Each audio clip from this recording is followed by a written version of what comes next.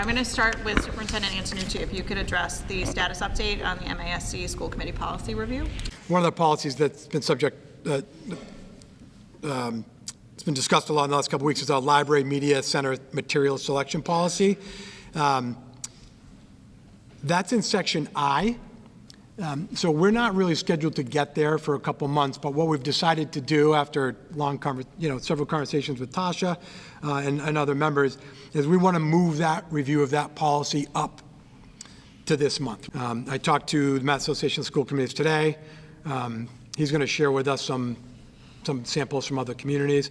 Our policy actually looks like most communities in the Commonwealth.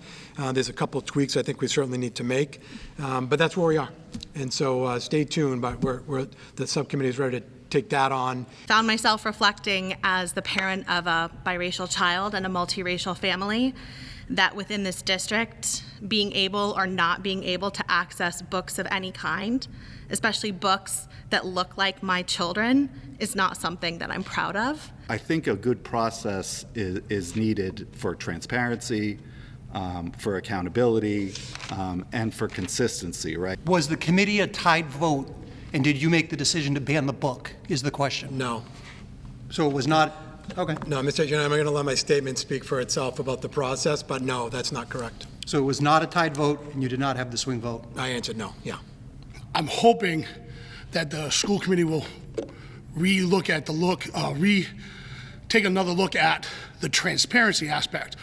If the committee is voting on something, we as voting members of this town should have an opportunity to understand who's on that committee, how they vote, and how we are looking for. We're looking for transparency in this situation. One of my biggest questions is why basically was the book banned?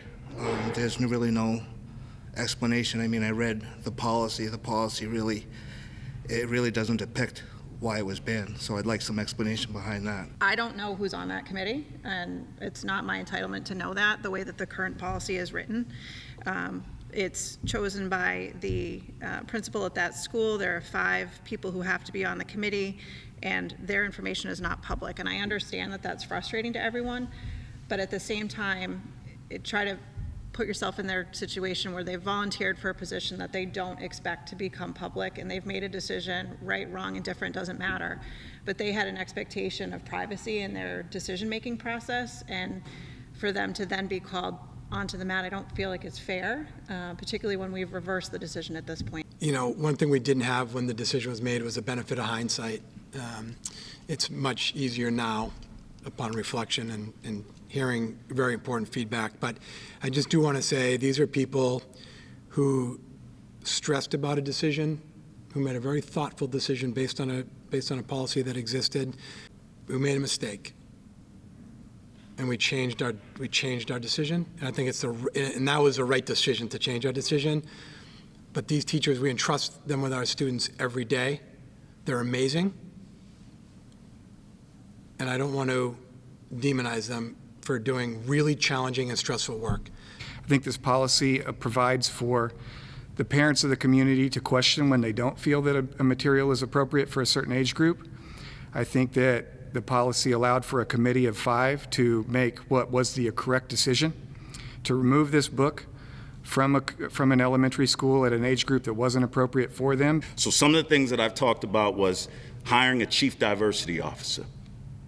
People look at me, where are we going to find the money to do that? Why do we need a chief diversity officer?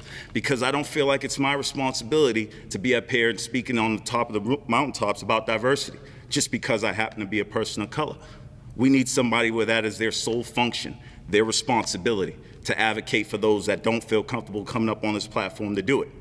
On the diversity person, like, we can't even get the school budget passed, so I think it's like an idea down the road, but we need to focus on just having the school budget of what we have here before we can move into any other places. And the idea that we are somehow attacking public educators by questioning this process and wanting more information, that is not at all what this is about. What this is about is that we want to know that our kids are able to get an education where all voices are equal. The way that I read the policy is that no book would be taken from the shelves without the superintendent's concurrence. The one question that I have for you, Mr. Antonucci, is that did you concur? And will you admit that you concurred with that decision? Because that is what I haven't heard from you in your statements or today. I'm going to be crystal clear. I'm going to say it for the last time. I take full responsibility for the final decision. That's what I can say.